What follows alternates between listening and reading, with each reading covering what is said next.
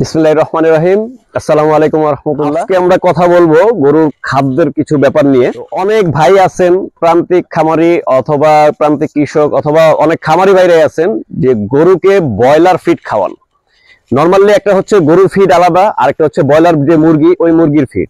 So যারা গরুকে broiler feed খাওয়ান, এই ব্রয়লার ফিড খাওয়ানোটা আসলে কতটা যৌক্তিক এবং কতটা আপনার জন্য উপকার বা অপকারী হচ্ছে এই বিষয়ে আজকে আমরা ইনশাল্লাহ কথা বলবো। তো গরু আর মুরগির হজম প্রক্রিয়া কিন্তু সম্পূর্ণ ভিন্ন। এর যে বডি স্ট্রাকচার, দেহের যে গঠন, এই দুইটা কিন্তু টোটালি ভিন্ন জিনিস।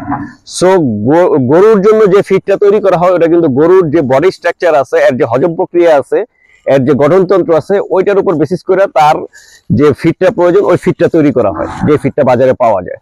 আর যে ব্রয়লারের যে ফিডটা থাকে এটা কিন্তু মুরগির যে হজমতন্ত্র বা হজম গঠন প্রক্রিয়া যেটা, ওইটার উপর বেসিস করে কিন্তু মুরগির জন্য ওই ব্রয়লারটা তৈরি করা হয়। তো দুইটার হজম প্রক্রিয়া এবং দুইটার গঠনতন্ত্র ভিন্নতার কারণে কিন্তু তার খাবারের যে ফিডটা তৈরি করা, এই ফিডটারও কিন্তু ভিন্নতা আছে। সো যারা গরুকে মুরগির ব্রয়লার ফিড খাওয়াচ্ছেন এটা কিন্তু আপনাদের জন্য একটা ক্ষতিকর। ফিডের যে এনার্জি আর প্রোটিন, এই দুইটার কিন্তু পার্থক্য আছে। হ্যাঁ, গরুর ফিডের জন্য যে এনার্জি প্রোটিন এটা একরকম, আর ব্রয়লারের ফিডে যে এনার্জি আর প্রোটিনের মাত্রাটা দেওয়া থাকে এটা ভিন্ন রকম। তো ওই যে হাই প্রোটিন দেওয়া থাকে হচ্ছে কি আপনার ব্রয়লার ফিডের মধ্যে, যেহেতু আপনার ব্রয়লার মুরগিটা 1 মাসের মধ্যে মোটামুটি 1 থেকে 1.25 কেজি আমাকে বানাইতে হয়। তো সেই জন্য আপনার ব্রয়লার ফিডের মধ্যে প্রোটিন এবং যে এনার্জির যে পার্সেন্টেজটা এটা খুবই হাই থাকে। এটা মুরগির জন্য প্রযোজ্য হলো, এটা কিন্তু গরুর জন্য প্রযোজ্য না।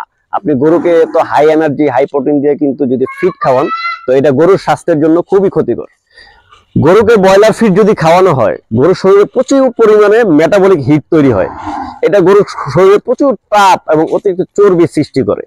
এতে করে গরুর কিন্তু হিট স্ট্রোক অথবা হার্ট অ্যাটাক হওয়ার সম্ভাবনা থাকে এবং ঝুঁকি বাড়ে, প্রচুর পরিমাণে ঝুঁকি বাড়ে। এছাড়া এতে গরুর দেহের যে কোষ থাকে, এই কোষের মধ্যে কিন্তু অপ্রয়োজনীয় পানি তৈরি হয়, যার কারণে এই দেহের অপ্রয়োজনীয় যে পানিটা এটা কিন্তু মাংসের গুণগত মানকে আপনার নষ্ট করে দেয়।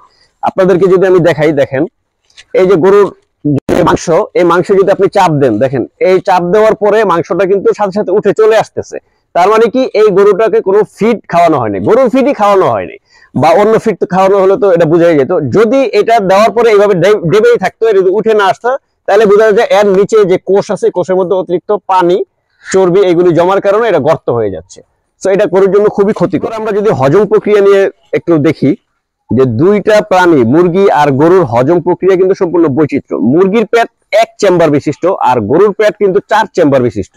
মুরগির খাদ্যে স্টার্চ বা দানাদার উপাদান বেশি থাকে, যেটা মুরগির জন্য সহজে হজমযোগ্য হলো গরুর জন্য কিন্তু হজমযোগ্য না।